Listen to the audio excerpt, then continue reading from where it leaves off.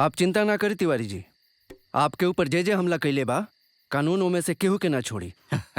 अरे हम का चिंता करें एसपी साहब, अरे हमरे जान के दुश्मन तो बहुत लोग बा। मारे का ख्वाब देखले सन हमरा के।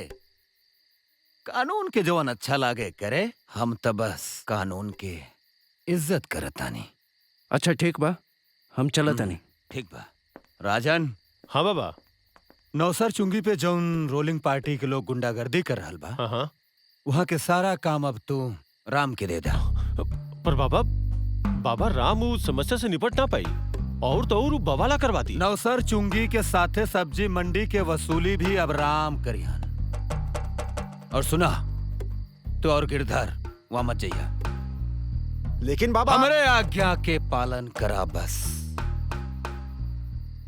और राम, तोरे मदद खातिर गुड्डन तोरा साथे रही, ठीक बा? जी चाचा। तो हम कहत रानी ना जवानी हाईवे हा, जस्ट ओकरा बगले में अपन सारा प्लाट बा 20 बीघा के। 3 गुना 5 बराबर 15। 4 गुना 5 बराबर 20। 2 गुना 5 बराबर 10।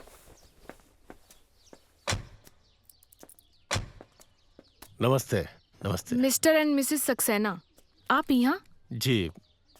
जी बच्चा लोग बतावत रहले कि आप स्कूल छोड़ देनी। जी, गौतम विद्या मंदिर में गरीब छात्रन के साथ भेदभाव हो रहल बा।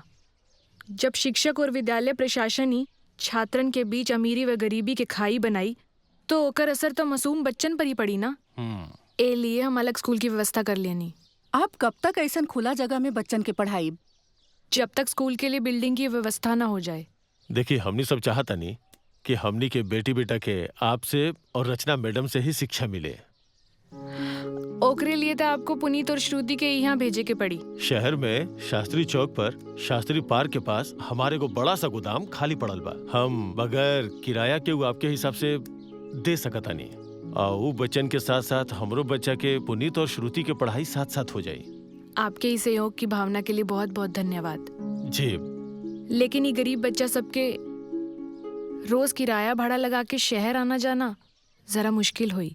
और वैसे भी मुफ्त के कुछ भी स्वीकार कइल हमरे उसूल के खिलाफ। हम आपके विचार के बहुत सम्मान करत हैं और अगर कोनो मदद की आवश्यकता पड़ी तो हम मदद खातिर हमेशा तैयार बनी। अच्छा। जी धन्यवाद। चला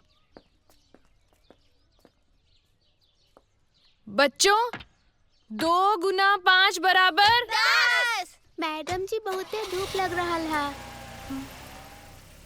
कोनो बात ना बच्चा, थोड़ी देर में छुट्टी हो जाई। ठीक है। अच्छा बताओ, 3 गुना 5 बराबर 15। 4 गुना 5 बराबर 20।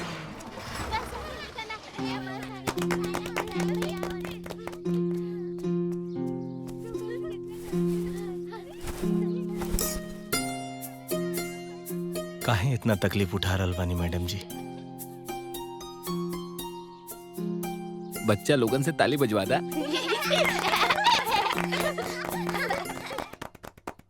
सर, सुनीता के अगर जल्दी ना रोकल गईल तो आपन विद्यालय मुश्किल में आ जाई। अरे कुछो ना हुई, कुछो ना हुई। अरे 2-4 गो गरीब लइकन के लेके खुला आसमान के नीचे बैठ गेला से स्कूल ना होला। सर, पर रचना भी आपन विद्यालय छोड़ देली और ऊ सक्सेना भी सुनीता से मिले गईल रहलन। और सर, ऐसन सुखबुगाहट बा कि आपन स्कूल के कुछ टैलेंटेड और अमीर छात्र भी ऊ सुनीता के पास पढ़े जाए वाला बा। अरे सुनीता सुनीता सुनीता एगो पित्ती से लड़की।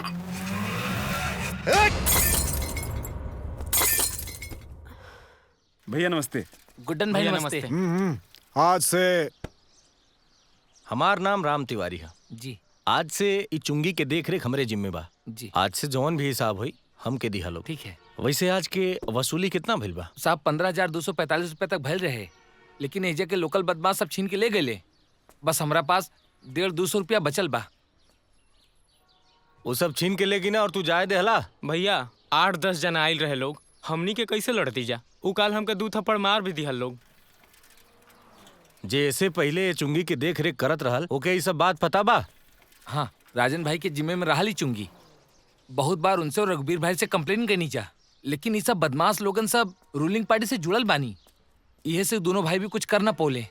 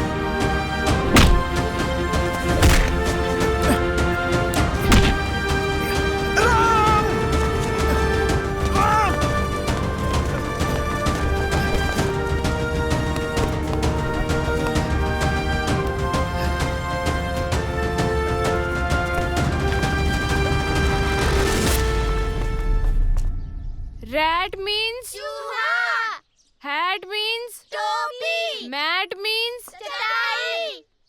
अच्छा बच्चों, यहाँ पढ़े में कोनो दिक्कत त ना बना? ना मैडम जी। लेकिन मैडम हम सबके ऐसन खुला में कब तक पढ़े के पड़ी? चिंता मत करो बच्चा, बहुत जल्द कुछ अच्छा होई। अरे रचना, का हाल बा? सब ठीक बा ना? हम भी गौतम विद्या मंदिर से रिजाइन कर देनी। लेकिन काहे? अब तोहरे साथ पढ़ाई यहाँ। अरे पागल हो गई बाड़ू, तोहार घर बा, माई बाप बा, खर्चा कैसे चली? घर चलावे खातिर मेहनत के जरूरत पड़ेला और तोहरे साथ मिल के हम मेहनत करब। तोहरे से सीखले बानी। अरे मत मारी, हम बताओ तनी, हम राजन भैया की तरह काम करनी। इनके काला पाम के गोली मरले रही और लूट पाट में हिस्सा को लियल जाए ऐसा बोलले रहले हमरा के। ए गरीबा, झूठ काहे बोला ताड़े? अगर ये झूठ बोलता तो तोके एकर नाम कैसे पता बा? गरीब बा। अगर ये झूठ बोलता तो आज सब्जी मंडी से 50,000 वसूली कैसे भइल? आज से पहले तो 15 से 20,000 आवत रहे।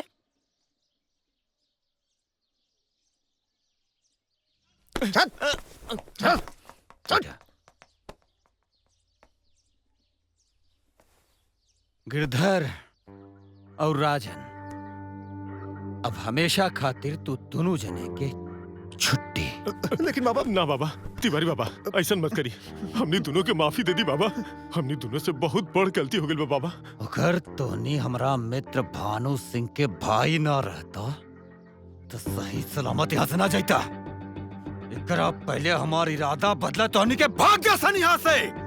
और सुन, कबो पलट के यहाँ आइए मत। भाग।